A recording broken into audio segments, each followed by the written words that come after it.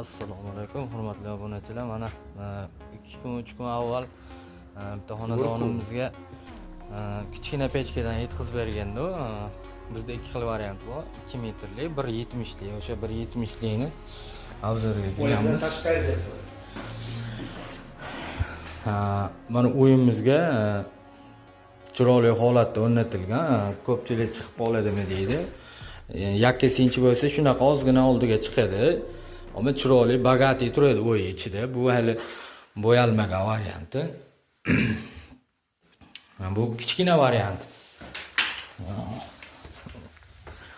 Ikkinchi xonamiz. Xudo xolisi. Bu tomon sal kattaroq. Buni orqa tarafi aboy qilingan, patololar qilingan, chiroyli lustralanadi. Faizli xonadonimiz. Kimga shunaqa xizmatlar kerak bo'lsa, aloqaga chiqaverasizlar.